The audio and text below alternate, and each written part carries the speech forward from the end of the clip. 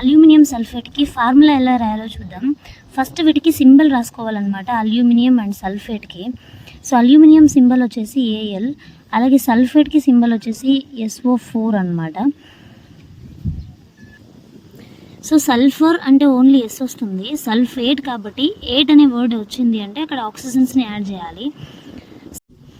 ఇప్పుడు వచ్చేసి వ్యాలెన్సీని find out చేయాలన్నమాట. అల్యూమినియం వ్యాలెన్సీ వచ్చేసి 3, అలాగే సల్ఫేట్ వ్యాలెన్సీని మనం ఎలా ఫైండ్ అవుట్ చేయాలి అంటే సల్ఫర్ అటామిక్ నెంబర్ 16,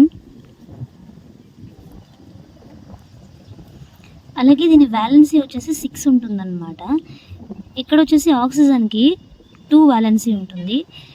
ఈ 6ని సాటిస్ఫై చేయడానికి 3 ఆక్సిజన్స్ అయితే సరిపోతాయి, కానీ ఇక్కడ 4 ఆక్సిజన్స్ ఉన్నాయి కాబట్టి 4 ఆక్సిజన్ వ్యాలెన్సీస్ తీసుకుంటే 1, 2, 3 సరిపోతాయి. ఈ 2 ఎలక్ట్రాన్స్ అనేవి ఎక్స్ట్రా ఉంటాయి అన్నమాట. సో ఈ ఎక్స్ట్రా ఉన్నాయి కాబట్టి ఇక్కడ 2 మైనస్ అనేది వస్తుందన్నమాట, అంటే దీని వ్యాలెన్సీ 2 అనమాట.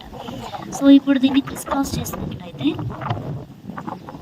Al2SO4, ఈ 3ని ఈ మొత్తం సల్ఫేట్కి వస్తుంది కాబట్టి టేకెన్ థ్రైస్ రాయాలి.